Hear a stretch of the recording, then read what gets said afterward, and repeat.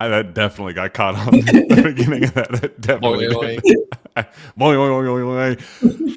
That's the new boom. Here we Boing, go. boing, boing. A second day in a row, second commitment in a row for the Kentucky Wildcats. One that we have thought was coming, didn't know when it was going to drop officially, but very glad to get it officially locked and loaded. Jerone Morton, Washington State transfer, originally from Lexington, a JRC former standout, a state champion, former state MVP, has made his commitment and has signed with the University of Kentucky, adding a big-time depth piece for the Cats. Jack Pilgrim here with Jacob Polachek and Zach Gagan. Zach, you watched him at the KHSAA Sweet 16, and now you get to see him again at Rupp Arena. How are you feeling? Yeah, I like the addition. It's just from a pure depth perspective of having a backup guard. This is probably your first guard off the bench, and Jerone Morton. From Jacob's reporting and talking to his dad, it sounds like the kid really wants to be here. Like you said, I believe he's technically originally from Winchester. I don't know what the what the actual bio says for him, but yeah, right, like you said, down the road at GRC, got to watch him at two different state championships. The 2022 where GRC won and beat Warren Central, and Jerone Morton was the MVP, and then they returned next year to play Warren Central again in 2023, but Warren Central got the better of them that time, and then spent 2 seasons at Morehead State. Year-over-year production there. Took the leap over to Washington State. That team was just really bad, terrible. They were 12-20, and his numbers kind of dipped a little bit. But he was their leading assist guy. Only averaged 1.2 turnovers to his 2.6 assists. Good 3-point shooter. I think that's the main thing that'll stand out, is he's going to give you some shooting depth. That's something that the roster was kind of lacking a little bit. So you add a nice piece there. You got some good size at 6'4". A lot of his threes I know were unassisted last season at Washington State, if I remember correctly from my BioBlast. So a guy that doesn't need to be set up for shots, can kind of get his own look a little bit if necessary. Good free throw shooter. If he's a guy that's going to play 15 minutes off the bench, I think he's a really good fit, really good piece to bring in, and kind of alleviate some of the lack of shooting that you're going to, or lack of 3-point shooting that you're going to see with Zoom Diallo and Alex Wilkins. So I really do like the pickup. Like you said, it's been trending that way for a while. There were a couple of accounts on Twitter that went ahead and broke the news on Monday or whatever it was. But it's nice to have him officially in the fold now. And I think he's going to be a very productive, good backup piece for Kentucky going forward to next season. Jacob, now is the perfect time to share the, inside baseball, the background story of this, where, yes, Jerone has been verbally committed for a hot minute now, but it's a two-way street. The portal, it always takes two to tango, where when you had the 5-5 stuff up in the air and with so many moving parts, are we going to land Tyron or are we not, is like there's so many things that have to come into play that until you get that paperwork in your hand and you could put pen to paper, none of it matters. So yes, secret is out. Jerone Morton has been privately committed verbally for like a week now, but it takes a whole lot more than that to get to this point. So Jacob, you just got off the phone with his father. How did we get to this point, and what were some of the takeaways that you got from, I guess, just the startup and the recruitment to get to this point, to get the visit schedule and all that, and then now to get it across the finish line with a signing? Yeah, it's funny. So I had someone reach out to me maybe 2 weeks ago saying, hey, you might want to reach out to Jerone Morton. This could be a kid Kentucky might have on their radar, and reached out to his dad. And he said, yeah, we hadn't heard from Kentucky yet, but we love Kentucky. We are huge fans of the program. Basically, he's grown up a Kentucky fan his whole life. His dad's a big Kentucky fan.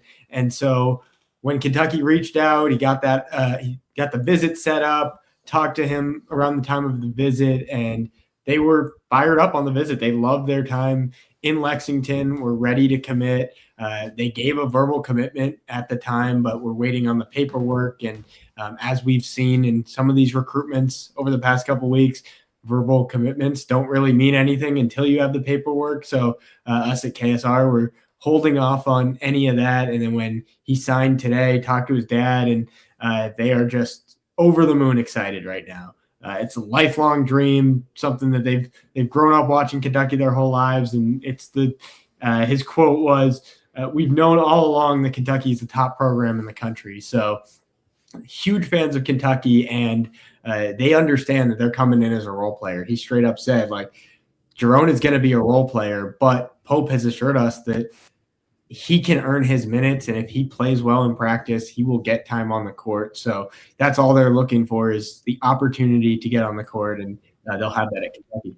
Yeah, I just love the depth. Like I love, and Matt Sack had it listed out of point guards in 25-26, Jalen Lowe, point guards in 26-27, Zoom Diallo, Alex Wilkins, Mason Williams, Jerone Morton. Like, and, you know, you go and include Zion Hawthorne, and like the options are there in in case of emergency. So I love the addition. I love the shooting. That's been kind of the one thing that's been lingering in the back of my mind of, like, I like the pieces, but where is the shooting coming from?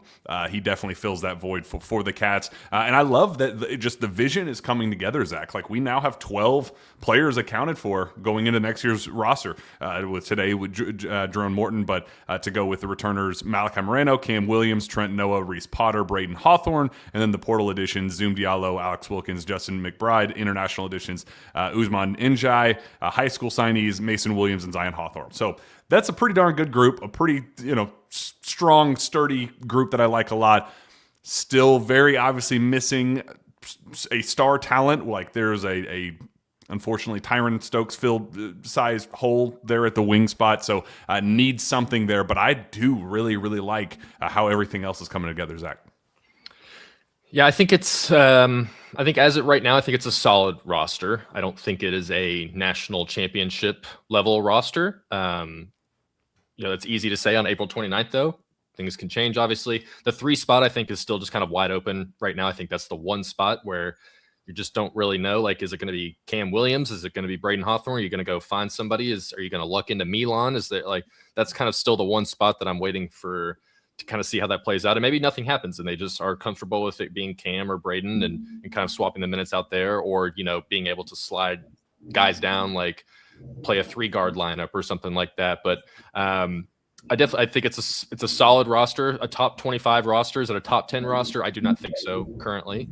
But I do like kind of how it's filling out. I think that it's a better construction than last season, just in terms of maybe not as much shooting, but last year's team didn't have much shooting either. So if you can find another shooter or two in the portal or wherever you get them, the international ranks, which we'll talk about in a second, I'm sure, then you can kind of see it a little bit better. But I think Jerone Morton is exactly the player this team was missing last season. Like, he's not going to be as purely talented as Jasper Johnson, but I think he will give you more reliable ball handling, more reliable playmaking skills, just be a more reliable dribbler out there than what Jasper was. Obviously has a lot more college experience. So I do like the depth that they're building at the backcourt spot.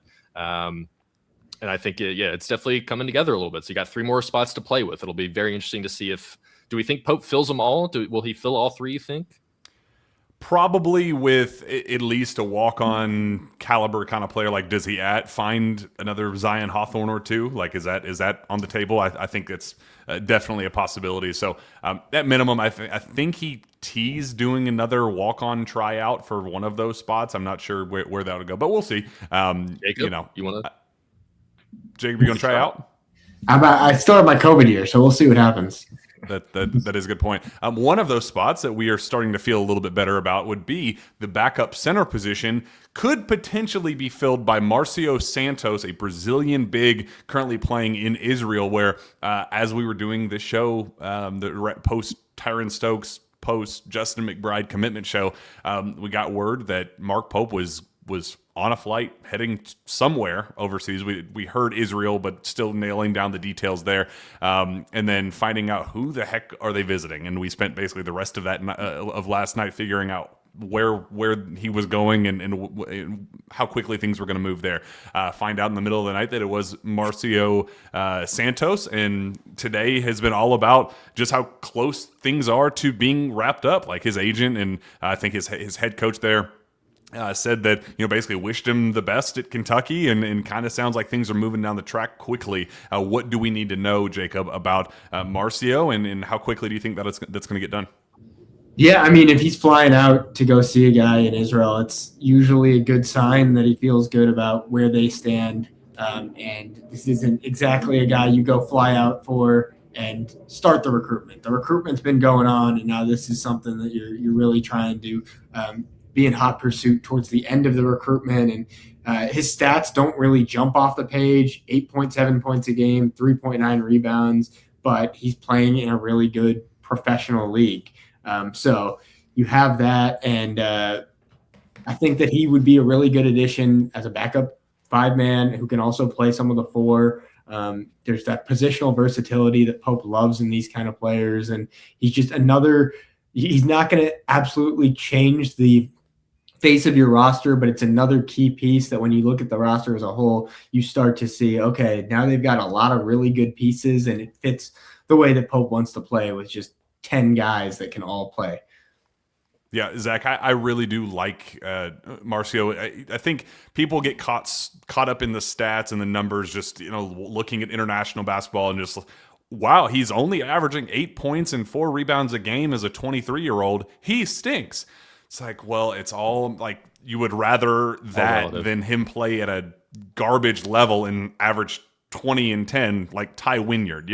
There are levels to this, and he is playing at one of the highest levels in all of European basketball that should translate almost perfectly to SEC basketball, and the physicality and the size and all of that stuff. So, Armand is one of our top international guys, and he raves about him and says, he is ready-made to be a role player. Again, not somebody who's going to come in and average 30 minutes a game, not going to be somebody who is going to average 20 and 10 at Kentucky, but he is a really good role player for a solid EuroLeague team, and that's what he's going to be for Kentucky. He's going to be the perfect complementary piece to Malachi Moreno. So I would love for this to get across the finish line. Some questions, Zach, about his eligibility. My understanding, yes, he would be outside of that 5-5 rule where on 24 paper, November.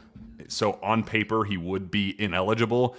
But that's why things are moving very quickly. My understanding is he's already in the clearinghouse, and like they're trying to get this thing done and signed and in before the 5-5 gets officially cleared. So there is a reason why Mark Pope hauled ass to Israel to go get this thing done, because they need him. They need him signed and stuff so they could break that benchmark. So just some backstory on that one. But what would you think of the addition of Marcio? Yeah, so I've actually spent before this happened, I've spent the Morton commitment. I spent the last hour and a half writing up my bio blast on Marcio Santos. And I talked about it a little bit on KS Board, but a lot of people are going to get caught up in the numbers that he put up today, which were just not very good. But like you said, Jack, he's playing in the EuroLeague for Maccabi Tel Aviv. The EuroLeague outside of the NBA is going to be the toughest league in the world. Hardest league to play in. But the first thing you pretty much notice about Marcio Santos when you look at his stats is, so he's about 6'8", 6'9" from Brazil, has been playing professionally since he's about 15 years old. Quickly, spent about, I think, 3 or 4 years playing for a club called, I think it was Franca in Brazil, and won a lot. Was 3-time All-Star, 3-time champion, played for the Brazilian youth team, played for the Brazilian national team. Everywhere this guy has gone, he has consistently put up numbers. He's pretty much averaged 13 points and 6 rebounds on 40% three-point shooting everywhere he's been, except for this season in the EuroLeague, which, like we said, is one of the toughest leagues to play in.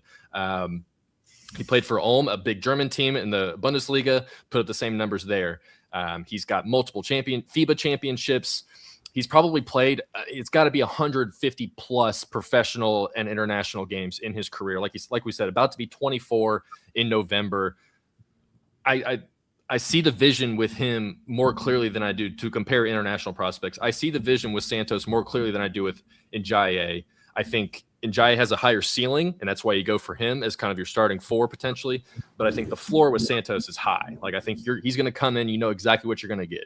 Just from some of the clips I was looking at, he can go in the post. He can bang around. He's athletic. He's strong. He can score in the post. He can step outside, shoot the 3. He's going to be able to grab rebounds. He's going to be a very good complementary piece to Malachi coming off the bench as your backup 5 if he ends up choosing Kentucky. So I was pretty immediately I see the vision of him playing at Kentucky a lot more clearly than I do with Njaye, who I do think can beat, because we just literally 2 hours ago, Steven was with Brandon and I when we just did a whole Zoom action breakdown on Njaye.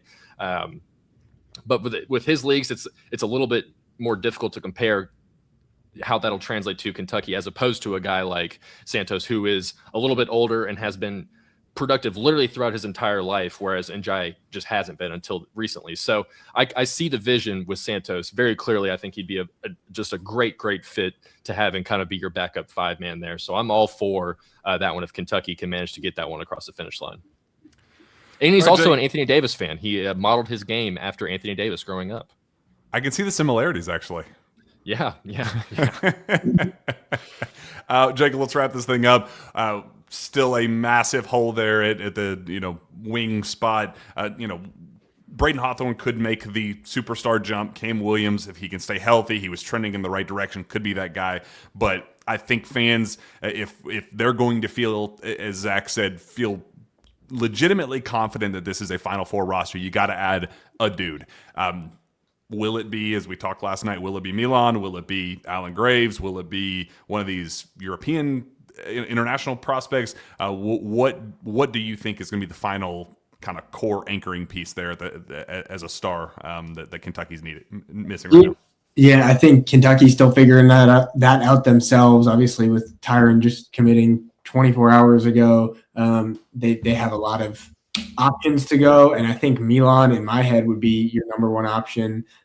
But you need to get him to withdraw his name from the NBA draft, and that could take some time. So I'm sure they'll be looking at other options in the meantime, because you don't want to put all your eggs in that basket, because he'll probably keep his name in the draft right up into that withdrawal deadline, and you don't want to get caught flat-footed. So there's still a lot of good names out in the portal, the names that I haven't heard Kentucky being interested in, but they could re-pursue with guys like Dwayne Aristode and Abdi Bashir. So there are a lot of names out there that they can go after, but Milan is the one that I think is shoot for the stars kind of guy, and I would love to see them go after him.